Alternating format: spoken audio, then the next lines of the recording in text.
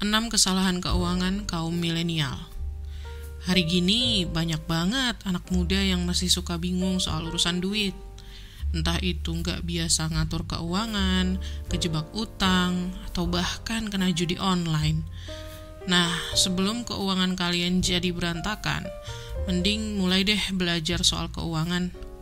Karena dengan belajar ngatur keuangan, kalian seenggaknya bisa ngedapetin 3 hal ini.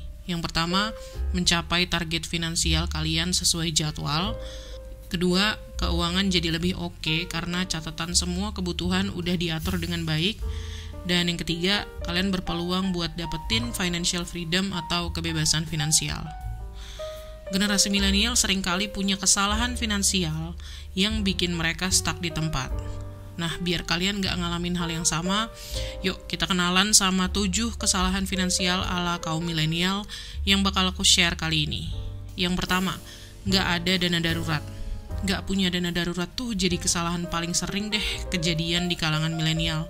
Padahal, dana ini penting banget buat jaga-jaga kalau mendadak ada keadaan darurat, kayak sakit, kecelakaan, kehilangan pekerjaan, atau musibah-musibah lainnya. Jumlah dana darurat ini bisa beda-beda ya bagi setiap orang, tergantung dengan jumlah uang yang kalian butuhkan dalam hidup. Kalau saran dari perencana keuangan sih, besaran dana darurat itu idealnya biasanya 3-6 gaji bulanan. Misalnya, gaji kamu 5 juta per bulan. Artinya, dana darurat yang kamu simpen adalah seenggaknya antara 15-30 juta. Nah, dari mana duit segede itu?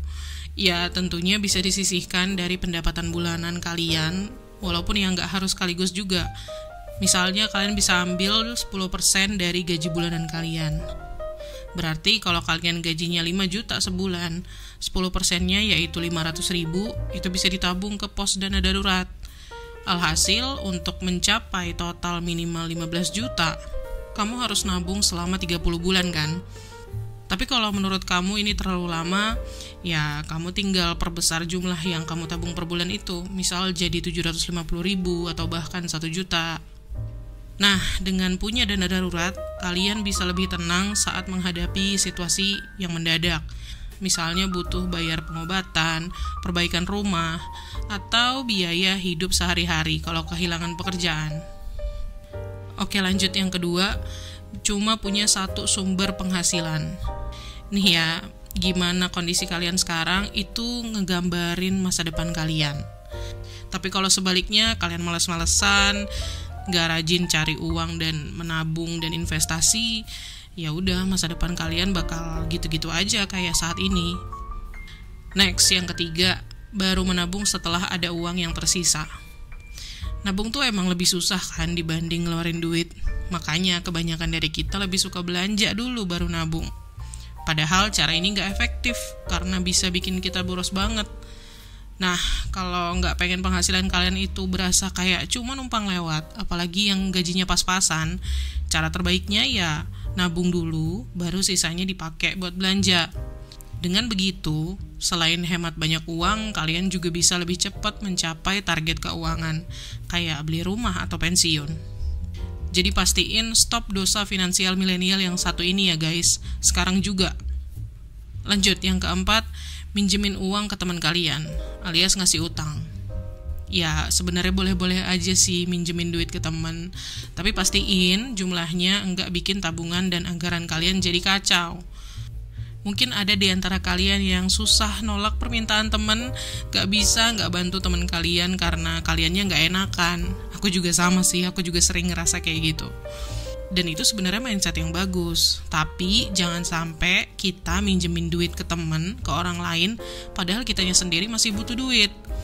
Meminjamkan uang itu sebaiknya hanya dilakukan ketika kalian udah mencukupi semua kebutuhan kalian. Karena diri kalian sendirilah yang jadi prioritas seharusnya.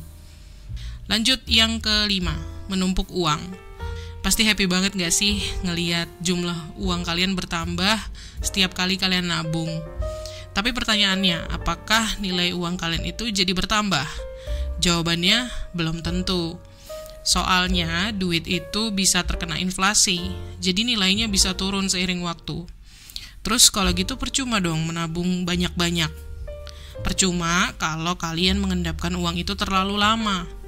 Sebelum kena inflasi, sebaiknya pakai uang tabungan itu untuk beli aset yang bisa bertahan melawan inflasi. Contoh kayak emas, deposito, surat berharga negara atau SBN, dan saham. Ingat, biasanya inflasi selalu terjadi setiap tahun. Jadi jangan lama-lama menumpuk uang di celengan ataupun di rekening kalian ya, kalau kalian gak mau rugi. Next, dosa finansial milenial yang keenam, investasi tanpa ilmu.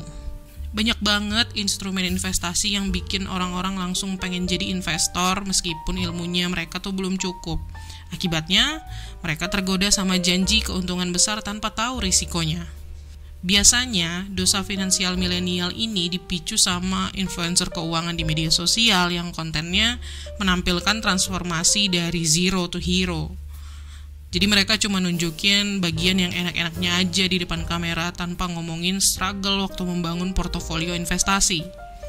Nah, kalau kalian pengen punya panduan yang lebih jelas soal investasi, sampai pilih instrumen apa aja yang pas buat kalian bisa coba diskusi sama ahlinya, yaitu perencana keuangan.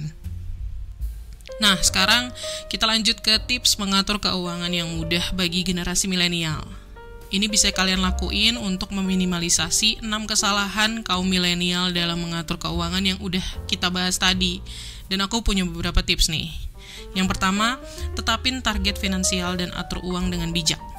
Menentukan tujuan keuangan tuh penting banget buat mewujudkan keinginan-keinginan kita. Jadi dari sekarang catat deh hal-hal penting yang pengen kalian dapetin. Kayak punya rumah sendiri, mobil, duit buat naik haji, dan lain-lain. Terus bikin juga budget atau anggaran keuangan. Pastiin kebutuhan utama jadi prioritas di bagian atas dan yang kurang mendesak di bagian bawah.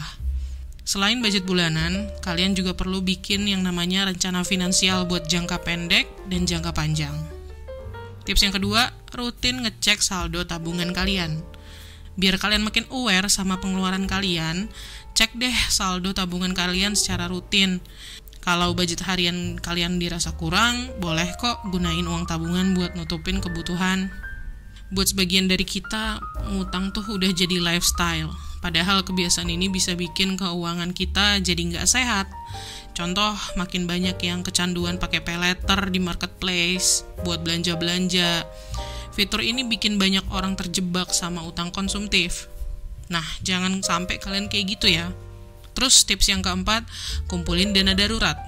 Punya tabungan dana darurat itu bikin kita siap menghadapi efek finansial dari kejadian yang gak terduga. Kayak yang udah aku bilang tadi ya, jumlahnya buat yang masih single dan gak punya tanggungan bisa 3-6 kali pengeluaran bulanan. Nah, kalau buat kalian yang udah menikah tapi belum ada anak, bisa 9 kali pengeluaran bulanan. Dan buat keluarga yang udah ada anak, minimal 12 kali pengeluaran bulanan deh. Next, tips yang kelima. Menabung, investasi, dan asuransi. Menabung, investasi, sama asuransi adalah kunci buat menjamin keamanan masa depan diri kalian sendiri dan keluarga kalian. Itu semua perlu kalian lakuin sejak dini, supaya nggak kena masalah yang nggak kalian inginkan. Kayak misalnya nggak bisa bayar biaya pengobatan, nggak bisa bayar uang sekolah anak, terus ujung-ujungnya apa? Ngutang lagi deh. Jangan sampai ya. Oke, jadi itu dia 6 kesalahan finansial yang sering dilakukan oleh generasi milenial beserta tips menghindarinya. Terima kasih udah nonton. Jangan lupa klik tombol like dan subscribe, dan komen tips apa lagi yang kamu butuhin seputar finansial.